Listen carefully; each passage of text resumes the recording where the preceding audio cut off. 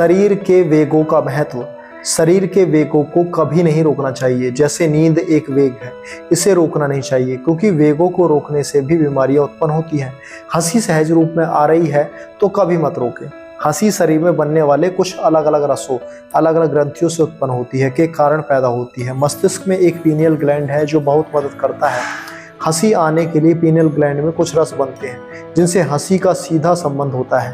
पहले ये रस पैदा होगा, बाद में हंसी आएगी। ये रस भावना के कारण सेकंड्स में उत्पन्न होता है। जबरदस्ती कभी भी नहीं हंसना चाहिए क्योंकि शरीर को कोई लाभ नहीं होता है। ये पूरी तरह की यांत्रिक हंसी होती है। बिना रस और बिना भाव की हंसी में कभी भी पेट की नस में नस चढ़ सकती है जिससे पेट दर्द या अन्य कई तकलीफें आ सकती हैं। ऐसी स्थिति में पेट का ऑपरेशन भी करना पड़ सकता है। दूसरा एक वेग है, ना तो जबरदस्ती छींकने की कोशिश करें और ना ही आती हुई छींक को रोकने की कोशिश करें। जबरदस्ती छींकने से 13 से 14 रोग हो सकते हैं और आती हुई छींक को रोकने पर 23 से 24 रोग हो सकते हैं। प्यास तीसरा वेग है जिसे कभी नहीं रोकना चाहिए। पानी कितने भी प्यास में सिप सिप करके पीना चाहिए। बिना प्यास के पानी सुबह सुबह ही पी सकते हैं, अन्यथा नहीं। सुबह मतलब ब्रह्म मुहूर्त यानी सूर्य उदय से 1.5 घंटे पहले का समय। प्यास रोकने से कुल 58 रोग शरीर में आते हैं। कुर्सी पर बैठकर पानी पीना भी सही नियम नहीं है। भूख के वेग रोकने से 103 रोग शरीर में प्रवेश कर जाते हैं, जिसमें पहला रोग एसिडिटी का है और आखिरी रोग आंत का कैंसर है। जमाई आने का वेग कभी न रोकें। शरीर के रक्त में ऑक्सीजन की मात्रा कम होने के कारण जमाई आती है क्योंकि इसी के माध्यम से रक्त में ऑक्सीजन की व्यवस्था होती है। इसलिए जमाई को कभी ना रोकें। जहां अपने से उच्च लोग बैठे हों, इस अवस्था में थोड़ी दूर जाकर या मुंह घुमाकर जमाई लें।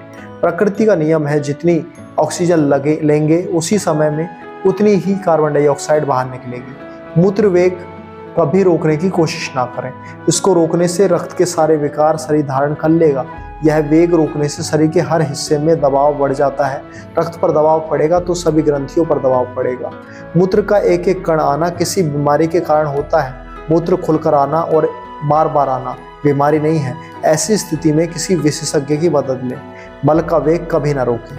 दिन में 2 बार। समय कोई भी सामान्य स्थिति है और 2 बार से अधिक जाने की अवस्था में कोई समस्या, बीमारियां हो सकती हैं। यानी रोज 3-3 बार जाना थोड़ी असामान्य स्थिति है, लेकिन 3 बार से अधिक जाना मतलब निश्चित रूप से कोई समस्या, बीमारी की स्थिति है।